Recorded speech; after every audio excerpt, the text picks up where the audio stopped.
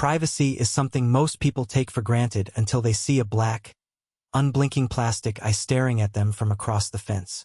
My neighbor, Mr. Henderson, was a retired security consultant who thought every person under the age of 30 was a potential criminal.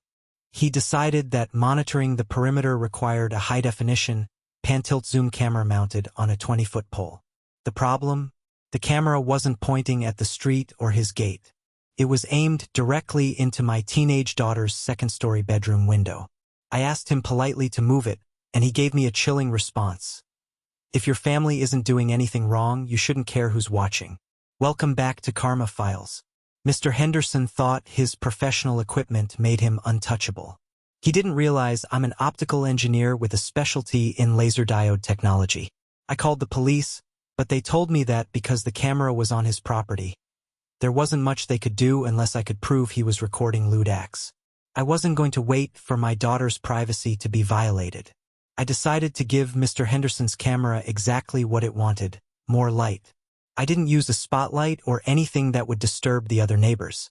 Instead, I built a specialized low-wattage infrared laser array. To the human eye, it was completely invisible. You could stand right in front of it and see nothing but a piece of glass. But to a digital camera sensor, which is highly sensitive to infrared light, it was like staring directly into the sun.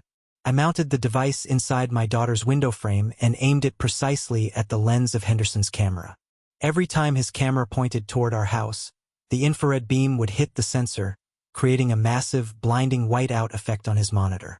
He couldn't see a single thing. He actually called a repair technician 3 times in 1 week, convinced his $2,000 system was malfunctioning. Each time the tech came out, the camera worked fine because I turned the laser off. As soon as the tech left and Henderson pointed the camera back at our window, boom, blindness. Henderson finally caught on when he saw me smiling at him from the yard while holding a small infrared tester. He came over screaming about interfering with his security. I told him the same thing he told me. It's just light, Mr. Henderson. If your camera isn't doing anything wrong, the light shouldn't bother it. I then contacted the city's privacy ombudsman and showed them the angle of his camera pole compared to my anti-surveillance device. The city ruled that his pole was an unauthorized structure and a nuisance. He was forced to take it down and pay a fine for invasion of privacy. He tried to watch us. He ended up seeing nothing but the light of justice. Subscribe for more tech-based karma.